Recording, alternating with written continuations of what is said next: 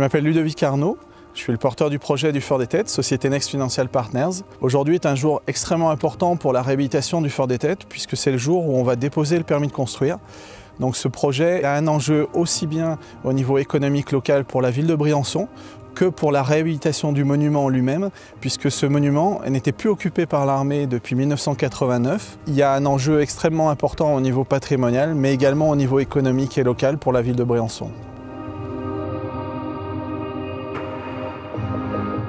Les enjeux du Fort des Têtes sont à plusieurs niveaux. Le premier, c'est le plus important, c'est l'enjeu patrimonial. Puisqu'effectivement, le fort, dans l'état où il est aujourd'hui en termes de conservation, nécessitait à ce que de nombreux investissements soient réalisés pour le reconvertir.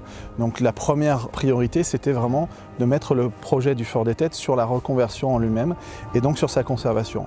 Et ensuite, le deuxième enjeu, c'est un enjeu économique pour venir accompagner en fait tout le développement que vous avez réalisé sur la ville de Briançon. Revitaliser les forts, pour moi, ça a toujours été mon ambition première. Il est complètement exclu d'investir les sommes faramineuses qu'on a investies, donc il faut que tout ça, ça ait un sens. Le projet que vous nous proposez, c'est un projet qui revitalise le fort et qui développe l'économie au-delà de Briançon.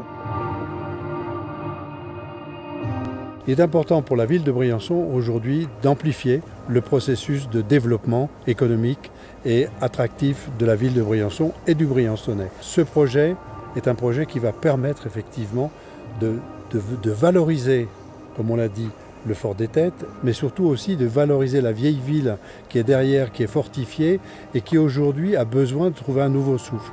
Et ce nouveau souffle, vous allez pouvoir le lui donner grâce à ce projet. Aujourd'hui, on voit bien qu'en termes de développement touristique, il y a une population qui est déjà présente sur la vallée de Serre-Chevalier et Briançon. Et ce fort, avec cette réhabilitation, l'hôtellerie haut de gamme qui va être réalisée, va permettre notamment un afflux de clientèle étrangère qui n'était pas forcément présente aujourd'hui sur Briançon et qui va consommer au niveau local.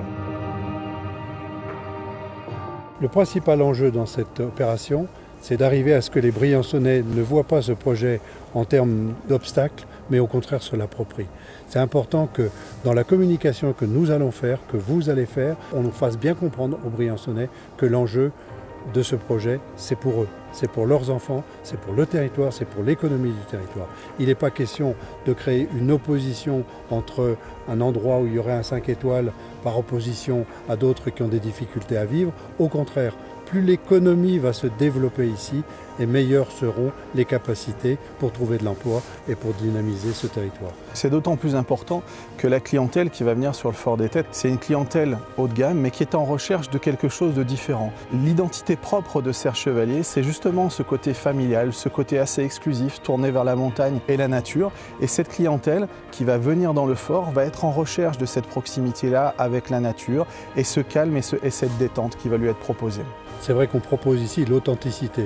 L'authenticité de l'air, l'authenticité des paysages, l'authenticité du patrimoine et que ce phénomène va effectivement enrichir Briançon, mais au-delà de Briançon, le Briançonnais, les Hautes-Alpes et l'Italie qui n'est jamais qu'à 10-15 km de chez nous.